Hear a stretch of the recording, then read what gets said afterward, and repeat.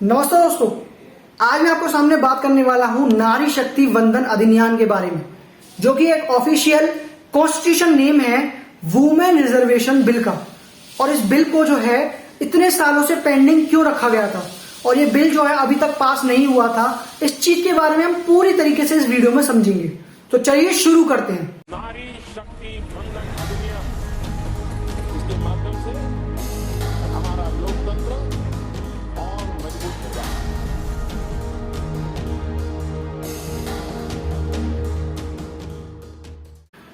12 सितंबर 1996 S D Gowda सरकार के द्वारा ये बिल जो है पेश किया जाता है 81वें संविधान संशोधन विधेयक के रूप में संसद भवन के अंदर, और साथ ही में इस बिल को पारित नहीं किया जाता है।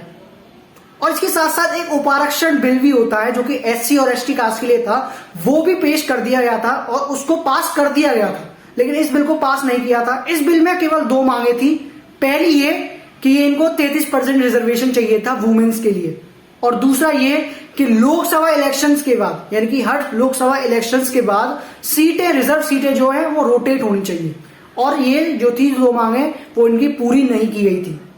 फिर 1998 में अटल बिहारी वाजपेयी जी की सरकार के द्वारा इस बिल को पेश किया जाता है संसद भवन के अंदर।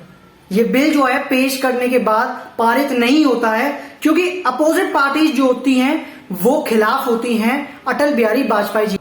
फिर अटल बिहारी वाजपेयी जी अगेन कर करके इस बिल को 1999 में, 2002 में और 2004 में पेश तो करते हैं, लेकिन इस बिल को पारित नहीं किया जाता। 2004 में बीजेपी सरकार के जाने के बाद कांग्रेस के नेतृत्व में यूपीए सरकार से डॉक्टर मनमोहन सिंह भारत के प्रधानमंत्री बनते हैं।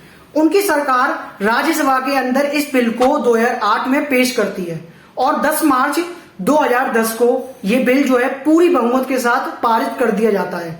लेकिन जो यूपीए सरकार के नेतृत्व में जो समाजवादी पार्टी और साथ में राष्ट्रीय जनता दल जो था वो इसके खिलाफ हो गया, क्योंकि इसने लोकसभा के अंदर ये बिल जो है पेश नहीं किया था। तो इसी डर से जो यूपीए सरकार थी उसने इस बिल को पूरी तरीके से पारित नहीं किया और साथ ही में ये बिल वहीं की वहीं पेंडिंग रह गया।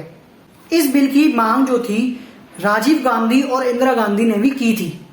2014 में जब लोकसभा भंग हो गई थी तो इस बिल को वहीं समाप्त कर दिया गया था, पर राज्यसभा स्टेबल थी, इसी वजह से यह बिल अभी भी जिंदा है।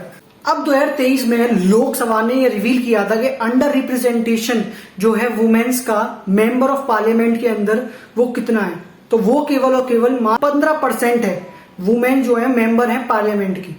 इन रिपोर्ट्स के अनुसार कुछ स्टेट्स के असेंबलीज जो हैं, जैसे अरुणाचल प्रदेश, आंध्र प्रदेश, हिमाचल प्रदेश, गोवा और गुजरात जैसे बड़े बड़े स्टेट्स के अंदर जो असेंबलीज होती हैं उसमें जो है वुमेन्स की रिप्रेजेंटेशन 10% से भी नीचे है। इसी साल 2023 में अर्जुन राम मेघवाल जी के द्वारा, जो कि हमारे पार्लियामेंट्री अफेयर के स्टेट मिनिस्टर हैं, उन्होंने इस बिल को इंट्रोड्यूस किया था नए संसद भवन में, और इस बिल का एम रखा था कि वुमेन्स जो पार्लियामेंट्रियंस हैं उनको इंक्रीज करना चाहिए 181 तक।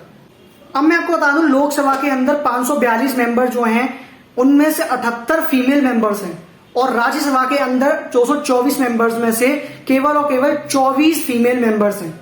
अब मैं अगर 78 और 24 फीमेल मेंबर्स को मिलाता हूं तो केवल और केवल पूरे पार्लियामेंट के अंदर 102 मेंबर्स वुमेन्स हैं, तो ये बहुत कम गिनती में है। और साथ ही में इसी को बढ़ाने के लिए अमित शाह जी ने ये प्रस्ताव रखा था बिल का, जो कि न्यू पार्लियामेंट में रखा गया था। अब 18 सितंबर 2023 को मोदी सरकार के द्वारा स्पेशल सेशन ऑफ पार्लियामेंट में इस बिल को पेश कर दिया जाता है और इस बिल को पूरी बहुमत के साथ पारित करने की अनुमति दे दी जाती है, और 20 सितंबर को यह बिल जो है पूरी तरीके से पास हो जाता है। अब हम ये समझते हैं कि ये बिल जो है एक बिल जो है पास होके लॉ कैसे बनता है। सबसे पहले ये लोकसभा और राज्यसभा से ये बिल जो है पास होगा, और फिर जो है ये कॉन्स्टिट्यूशन अमेंडमेंट बिल जब ही बनेगा जब इसे 50% मतलब एटलीस्ट 50% स्टेट्स की रेटिफिकेशन मिल जाएगी, उसी के बाद ये लॉ बन पाएगा। तो धन्यवाद, थैंक यू। अगर आपको मेरी ये वीडियो पसंद आई हो तो मेरी वीडियो को एक लाइक तो बनता है, जिससे मुझे मोटिवेशन मिलता है। साथ ही में मेरे चैनल को आपने अगर सब्सक्राइब नहीं किया तो सब्सक्राइब कर लीजिए और इस वीडियो को शेयर करिए ज्यादा से ज्यादा, ताकि ज्यादातर लोगों तक इन्फॉर्मेशन पहुंच सके। धन्यवाद।